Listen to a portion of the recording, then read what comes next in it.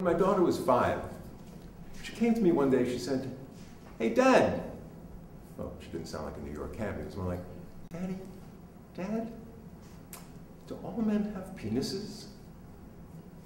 Well, we were out in the garden staking tomatoes, but when your daughter asks you about penises, you put aside anything else you thought might have been important, and you give her the best answer you can. You don't want her to spend the rest of her life doing personal research, if you understand what I mean. So I said, "Well, yes, honey, all men have penises. In fact, the males of all species have penises. Dogs, cats, squirrels, goats. Having a penis is what makes a man a man." I visualized my answer playing on a PBS special on great moments in parenting. But my daughter was not interested in squirrels and goats. She said, "Hey, Daddy, does Mr. Rogers have a penis?" Our deal was I would always tell her the truth. So I said, "Well, yes, I guess. I mean, I've only seen him on TV just like you, but yeah, I'd say Mr. Rogers has a penis."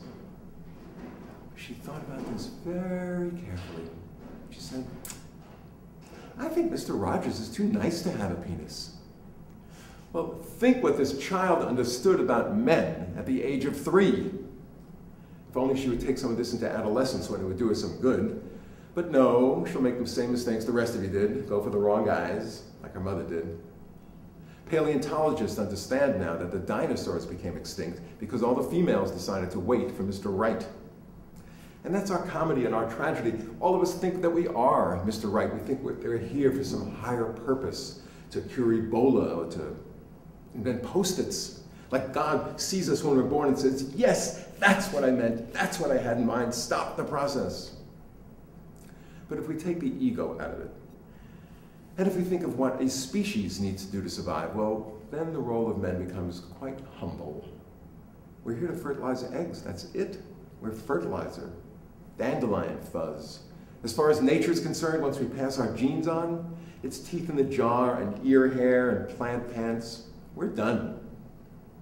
But for that one brief shining moment, when we are the carriers of the flame, we are fountains of testosterone. We're elk crashing across the tundra. We're mayflies swarming. We're salmon swimming upstream. Gay or straight, we live in male metaphor. We puncture the sky with towers. We plunge to the bottom of the sea in tubes. We peck at relationships from the periphery. We're perforators. We're penetrators. We're permeators. Okay, we're pricks. Which brings us back to the matter at hand, the penis. Now, since it has only one eye, and thus no perspective, the penis thinks that he is the star of the show. He struts and frets his hour on the stage, like, hour if you're lucky, maybe 5 minutes, but all right. But no, the real seat of manhood rests deep under the body's infrastructure, buried under slimy ancient sewage pipes, in a pungent little prune-shaped glob of a gland called the prostate. Not the prostrate, the prostate. Now, most people could probably draw diagrams of the high-profile organs of the body: the heart, the lungs, the kidney, the liver. But the prostate? It's like Bulgaria. Nobody knows where the hell it is or what goes on there. And yet, it is in these mushroomy, lightless caverns, fed on a steady drip of testosterone, that the real work of manhood goes on. It's a crappy, thankless job, especially knowing that somewhere up the line somebody else is getting all the strokes.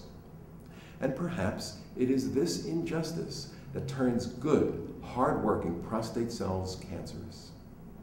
Now, I can see the knowledgeable people out there saying, "No, well, that's not how it happens." But if you'd like to see how it happens, come to see the play, Testosterone, How Prostate Cancer Made a Man of Me.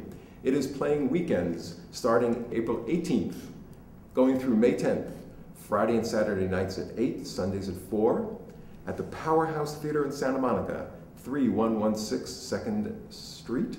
It's near Rose, it's near Maine, and you can get tickets at the Powerhouse Theatre, www.powerhousetheatre, all one word, and theater is spelled R-E, not E-R. Come.